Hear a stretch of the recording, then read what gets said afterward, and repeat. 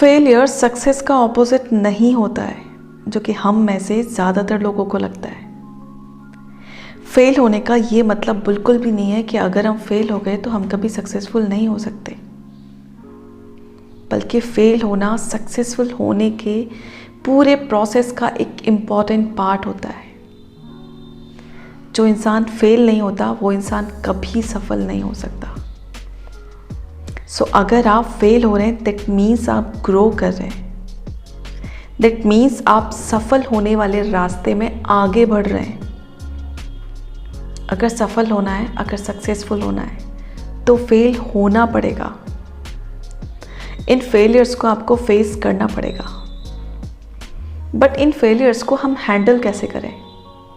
क्योंकि ज़्यादातर केसेस में क्या होता है, हम जब भी फेल होते हैं हम सेट हो जाते हैं, हम हर्ट हो जाते हैं, हम इतना ज़्यादा डिसअपॉइंट हो जाते हैं कि हम ट्राई करना छोड़ देते हैं। और जब तक हम ट्राई नहीं करेंगे ना तो हम फेल होंगे ना ही सक्सेसफुल होंगे।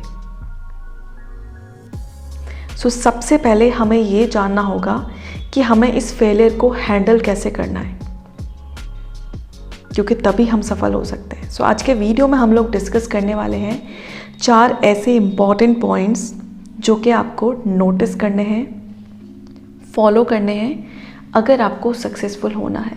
सबसे पहली चीज़ कि आपको अपने फेलियर को एक्सेप्ट करना होगा, उसे फेस करना होगा, जो कि हम में से ज़्यादातर लोग नहीं कर पाते। हम जब भी फेल होते हैं दूसरे लोग क्रिटिसाइज़ करते हैं, वो उनका काम है, करेंगे, और हम उन चीज़ों को अवॉइड करने लगते हैं। ऐसी सिचुएशन को, ऐसे लोगों को हम अवॉइड करने लगते हैं जो हमें हमारी फेलियर्स की याद दिलाते हैं, और यही चीज़ हमें नहीं करनी है। हमें सिंपली एक्सेप्ट करना है, एक्सेप्ट करना है कि हाँ हम फेल हुए हैं, लेकिन सिर्फ इस काम में, ज़िंदगी में नहीं, सिर्फ इस बार हम फेल हुए हैं, हर बार नहीं होंगे। सो अपने फेलियर का ब्लेम किसी और पे डालने के बजाय, कोई और एक्सक्यूजेस बनाने के बजाय, अब डायरेक्टली शांति से बैठ के एक्सेप्ट करें कि हाँ मैं फेल हुआ हूँ या फिर हुई हूँ, उसे फेस करें। दूसरा इम्पॉर्टेंट पॉइंट, दूसरा इम्पॉर्टेंट स्टेप जो कि जस्ट इसके बाद शुरू हो जाता है। दूसरी इम्पॉर्टेंट चीज़, आपने जो भी गलतियाँ की हैं आपको फॉर श्योर पता होगा कि उनके पीछे रीज़न क्या है।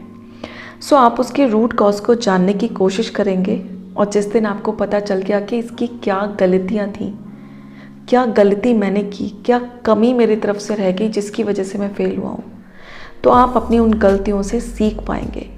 तो फिर ये फेलियर आपके लिए अच्छा साबित होने वाला है, क्योंकि ये आपके अंदर इम्प्रूवमेंट ला रहा है, ये आपको ग्रो करने में हेल्प कर रहा है।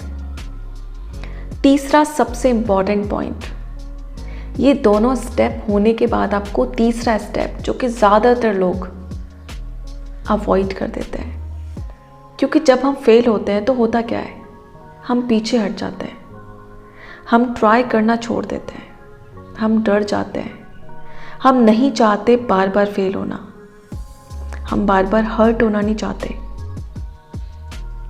लेकिन आप सोच के देखिए, बहुत प्रैक्टिकल सी चीज़ जो कि हम सबको पता है, हम सब ने देखी है। एक छोटा बच्चा कितनी बार गिरता है, कितनी बार उसे चोट लगती है, तब जाके वो चलना सीखता है। लेकिन क्या वो ट्राई करना छोड़ देता है? नहीं, नहीं छोड़ता। और अगर वो ट्राई करना छोड़ दे तो क्या वो चलना सीख पाएगा? नहीं। सो एक छोटी सी सीख हम अपने बच्चों से ले सकते हैं। जब एक छोटा सा बच्चा ट्राई करना नहीं छोड़ता तो हम क्यों छोड़ देते हैं? उसके बाद हमें क्या करना है?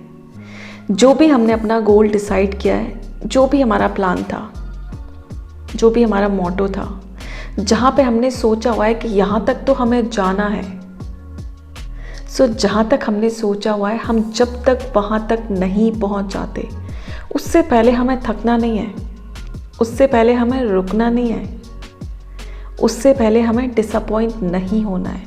सो खुद को आप पॉजिटिव रखेंगे, खुद को आप मोटिवेटेड रखेंगे क्योंकि कहीं मैंने पढ़ा था कि अगर आपको सिर्फ मैसेज लेना है तो आप सफल लोगों की जीवनी पढ़िए, उनके बारे में जानिए। लेकिन एक्चुअल में अगर आपको ग्रो करना है, एक्चुअल में अगर आपको सीखना है कि सक्सेसफुल कैसे बनना है, तो फिर आप फेलियर्स लोगों की तरफ देखिए, उनसे पूछिए कि उन्होंने क्या किया, उनके बारे में जानिए, उनके बारे में पढ़िए।